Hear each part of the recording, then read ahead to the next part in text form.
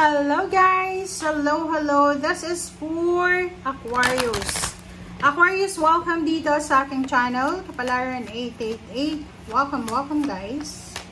Alamin natin ko ng messages. Energy, gabay para sa lahat ng Aquarius. This is mature woman. Aquarius, no. Sinasabi ng bara sa'yo dito, you need to be careful sa linggong ito. Pwedeng yun, wag nating masyadong inisin yung mga boss natin, biyanan, or kung sino man to, kapitan, mayor, police, or kung sino man siya na may otoridad. Kasi yung mature woman, hindi naman yan ibig sabihin na matanda na talaga siya. It's either, yun, maybe matanda na siya dyan, seniority, di ba? Siya yung boss, siya yung mayor, siya yung barangay captain, or siya talaga yung possible na kailangan bigyan ng respeto. So, mag-iingat ka kasi pag hindi mo napigilan yung emotion mo, pwede kang magkaroon ng kaaway na hindi mo alam na ang taong yan is wala siyang oras para sa mga toxicity. And ang gagawin niya is abogado agad. So, pwede kang kasuhan or ganyan-ganito. So, you need to be careful.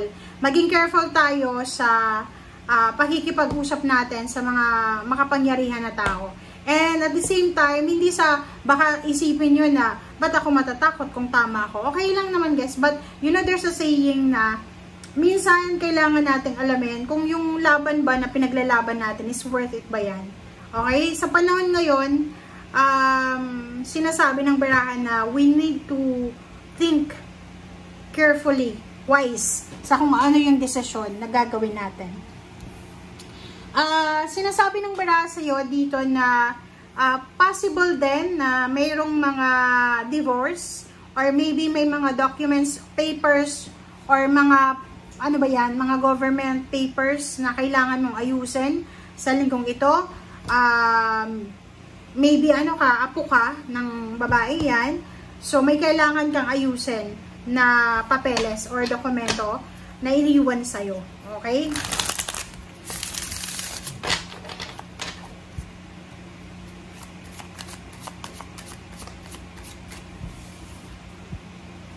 Alright, so ano pa ba?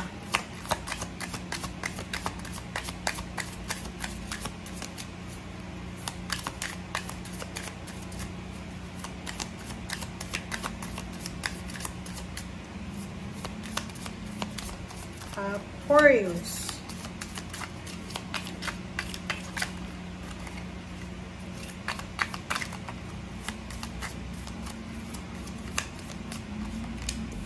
Okay, Two of Swords. Diba? Sabi ko sa'yo eh. So, sinasabi ng bara sa'yo dyan, meron kang hinihintay eh, Aquarius. Maybe you're waiting for an expansion or maybe you're waiting for a travel. Sinasabi ng bara sa'yo na while you're waiting, habang naghihintay ka, ihanda mo yung sarili mo, prepare yourself, planuhin mo kung ano yung mga susunod mong step. And be honest kung ano talaga yung gusto mo. And as an Aries to, this 3 of Wands is for sign Aries. Kasi yung Aries, ang problema lang sa Aries is medyo aggressive siya. So, take your time to think before you act. So, yun, kailangan planuhin. Kailangan natin pag-isipan ng mabuti, ng maayos. Yun nga dito huwag kang makikipag-away sa mga tao. Kasi alam mo ba, may mga tao na sobrang low-key. Lalo na may mga sobrang makapangyarihan na tao na hindi lahat ng makapangyarihan, may mga anong tawag dito, matatasang status sa society ay nakasakay sa business class or sa sasakyan. Minsan may mga tao na gusto lang nilang makihalubilo sa mga publiko. So, maging mabuting tao tayo, maging mabait tayo sa lahat ng mga taong nakikita natin sa public man or sa private. Okay? And at the same time, sinasabi na take your time to think, okay? Kailangan mo ng balanse sa mga priorities mo bago ka gumawa ng desisyon, okay? Kung pagod ka, hindi ka makapag-isip, antok ka, kailangan mong magpahinga muna bago ka gumawa ng desisyon. Alright, so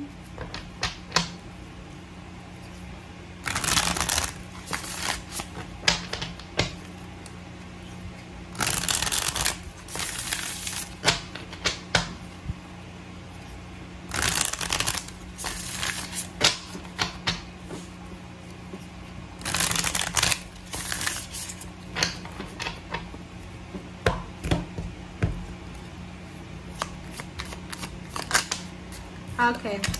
First card natin, this is the Devil.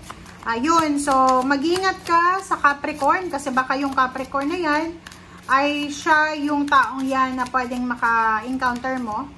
And Ace of Swords, sinasabi ng bara sa'yo na yun. This is a confirmation doon sa mga pagod. Sa mga pagod, halimbawa na pagod ka sa trabaho, pagod ka sa problema mo. Kung ano man ang balita na matatanggap mo, kailangan pag-isipan mong mabuti. Magpahinga muna tayo bago tayo gumawa ng actions or magdesisyon. Basta kailangan mo ng priority or ng balance. Okay, Queen of Swords. Oh, this is direction.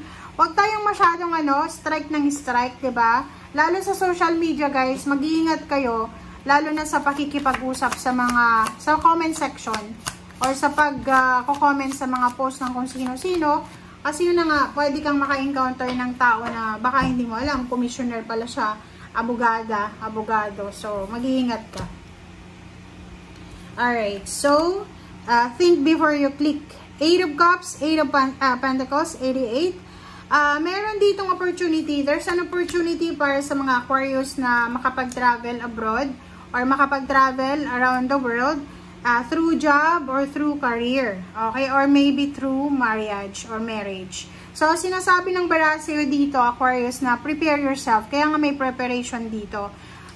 Ihanda mo yung sarili mo kasi possible na mag-travel ka, pwedeng pupunta ka sa ibang bansa, or maybe you're preparing for the documents, for the passport, for the visa, or nag-aaral ka ng lingwahe, maybe pupunta ka sa bansa na kailangan mong pag-aralan yung lingwahe. And nakikita ko sa'yo dito na sa linggong ito, mahihirapan kang mag-decide. Medyo mako-confuse ka between your career and your relationship. Lalo na kung nasa mid-30s ka na, natatakot ka baka hindi ka na magbuntis kung babae ka. So, nakikita ko sa'yo dito na medyo alanganin . Hindi mo alam kung ano ba yung ipaprioritize mo, yung sarili mo, boyfriend, girlfriend, or yung work mo, or yung business mo, or yung parents mo. So, please comment down below, 9 of Cups plus 4 of Wands. Sinasabi ng bara sa'yo na punong-puno ka ng inspiration and motivation sa linggong ito. Kumbaga, kung makikita mo yung sarili mo sa salamin, parang sinasabi ng baraha dyan na punong-puno ka ng inspiration. Parang sinasabi mo na kailangan kong kumilos, kailangan kong gawin yan kasi gusto kong ma-achieve yung ganito ganyan, kailangan kong ma-achieve yung ganyan kasi yan yung pangarap ko, ganyan ganito. Alright, so yun guys ang sinasabi ng bara. Thank you for watching. Bye!